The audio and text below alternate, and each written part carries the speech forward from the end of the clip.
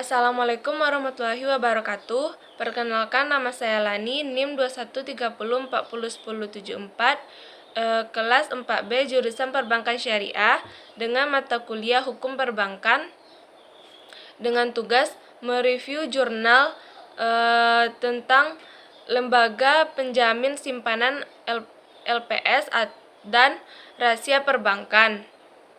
Pertama, tentang lembaga penjamin simpanan atau LPS. 1. Judul artikel: Peranan lembaga penjamin simpanan terhadap simpanan nasabah dalam penanganan likuiditas bank. Yang kedua, penulis Pidana Sinaga. Yang ketiga, nama jurnal Tanjung Pura Law Journal volume 5 nomor 2 Juli 2021. Metode penelitian. Metode pendekatan dilakukan dengan secara penelitian hukum, normatif, dan didukung data-data empiris, yaitu penelitian hukum berdasarkan asas-asas hukum. Pendekatan masalah menggunakan metode penelitian yuridis normatif. Menurut Roni Hanitijo Swemitro, arti dari yuridis normatif adalah penelitian yang dilakukan terhadap data sekunder dan merupakan suatu penelitian yang menekankan pada ilmu hukum. Juga menelaah kaidah-kaidah hukum yang berlaku dalam masyarakat. Pendekatan normatif dapat dimaksudkan sebagai penelaah suatu objek penelitian melalui penelaahan peraturan perundang-undangan, teori yang baku, serta saling berhubungan dan menunjukkan hubungan kausalitas antara pokok permasalahan dengan teori-teori dan peraturan perundang-undangan tersebut. Sumber data dalam penelitian didapatkan melalui data sekunder. Data sekunder ini diperoleh melalui studi kepustakaan. 5. Rumusan masalah. 1. Apa peranan LPS terhadap likuiditas bank? 2. Bagaimana LPS dapat meningkatkan kepercayaan masyarakat? Hasil penelitian. Menurut Rahmadi Usman, pengertian likuiditas tidak terbatas pada pencabutan izin usaha bank, tetapi lebih luas lagi termasuk tindakan pembubaran badan hukum bank dan penyelesaian atau pemberesan seluruh hak dan kewajiban bank sebagai akibat dibubarkannya badan hukum bank tersebut. Sedangkan menurut Sultan Remi Sadeni, likuiditas ialah tindakan pemberesan terhadap harta kekayaan atau aset dan kewajiban-kewajiban suatu perusahaan sebagai tindak lanjut dari bubarnya perusahaan.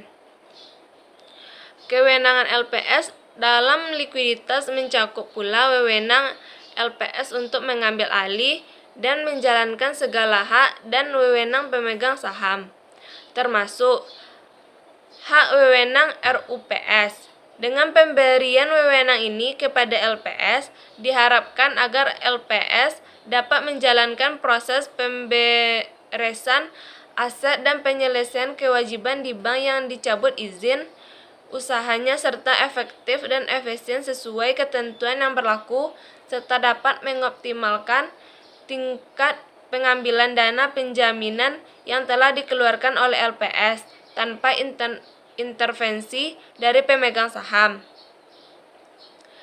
2. Dalam rangka meningkatkan kepercayaan masyarakat terhadap perbankan Indonesia, LPS telah melakukan beberapa upaya.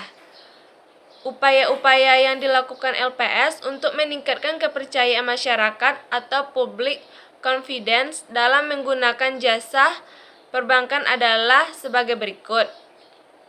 Yang pertama, mensosialisasikan kepada masyarakat sistem penjaminan simpanan yang diberikan oleh LPS.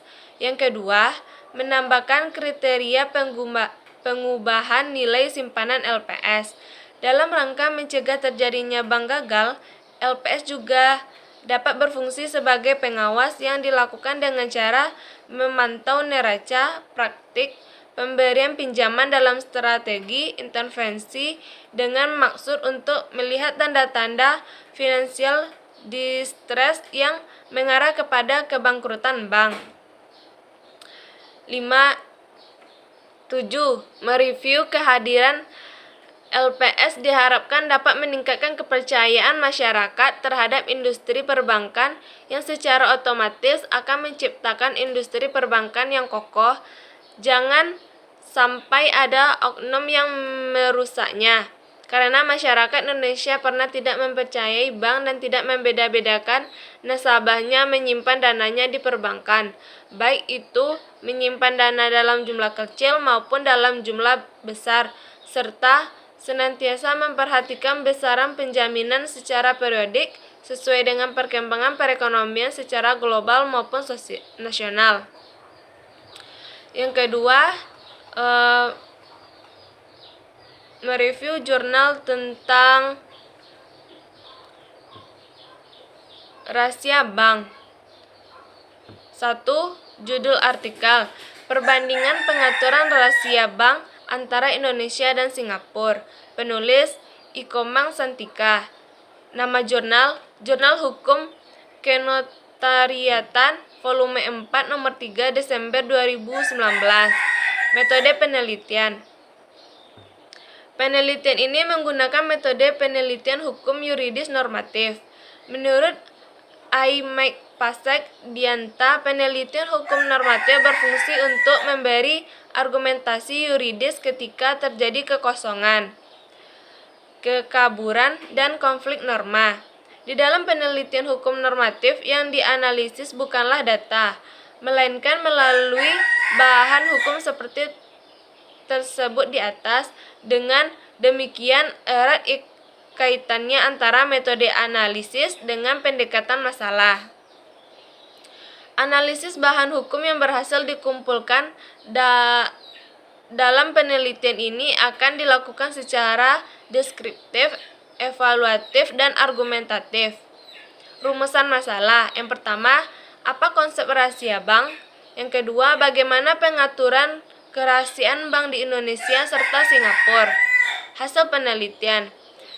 Definisi kerahasiaan perbankan pada Undang-Undang Perbankan terlihat sangat umum serta mempersempit definisi kerahasiaan bank. Perbankan yang diatur pada Undang-Undang Perbankan merupakan hal-hal yang terkait dengan dana serta perihal lain atas pelanggaran perbankan yang sesuai hal lain oleh bank harus simpan rahasianya.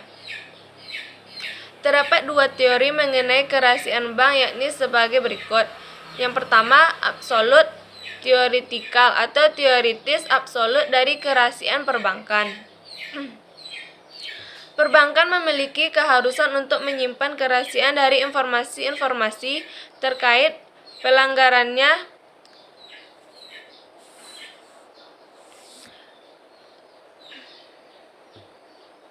yang disimpan perbankan dikarenakan aktivitas perubahan dalam kondisi apa saja.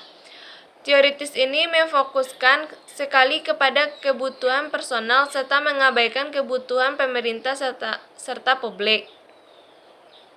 2. Teori kerahasiaan perbankan yang sifatnya relatif. Perbankan diizinkan menyingkap kerahasiaan ataupun memberi informasi terkait pelanggarannya semua bagi kebutuhan pemerintah atau kebutuhan ilegal. Pengaturan kerahasiaan perbankan dikecualikan bagi tujuan termasuk bagi instruksi ataupun lembaga yang diizinkan minta informasi dan atau keterangan mengenai kondisi dana pelanggan bank berdasarkan pengaturan perundang-undangan saat ini. 1. Pengaturan kerahasiaan perbankan di Indonesia.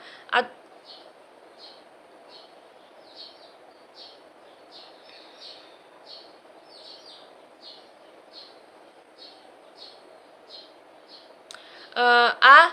Perbankan tidak boleh memberi informasi yang ada di perbankan mengenai kondisi dana seperti perihal lainnya yang dimiliki pelanggannya, yang harus dijaga kerahasiaannya oleh perbankan berdasarkan kebiasaan kalangan perbankan, terkecuali terkait dengan aturan pasal 41 sampai dengan pasal 44 Undang-Undang Perbankan.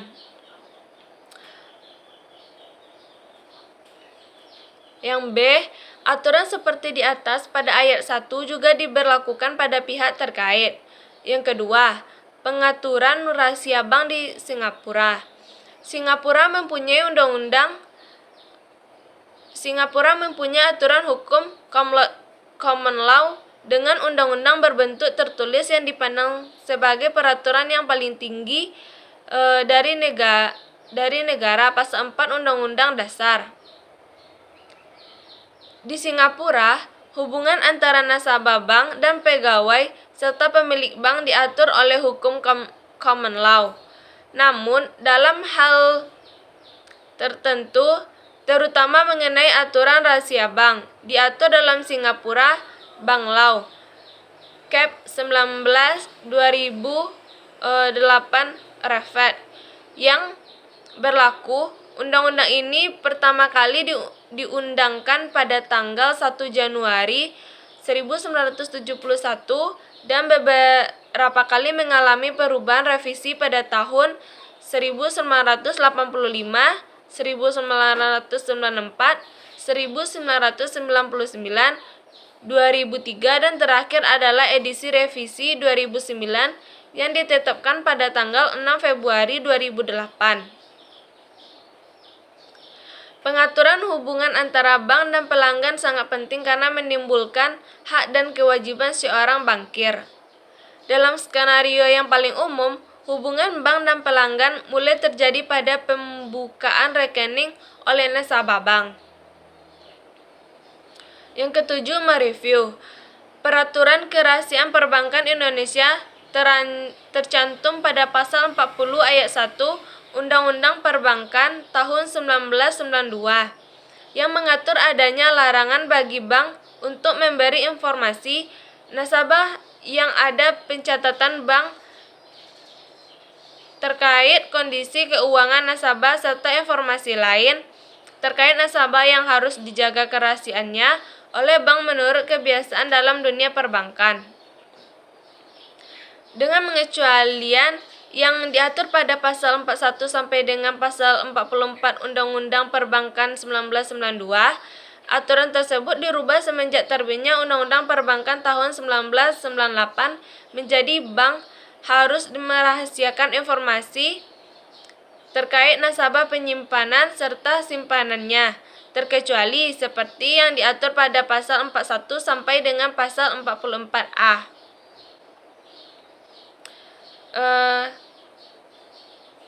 Sekian dari saya. Assalamualaikum warahmatullahi wabarakatuh.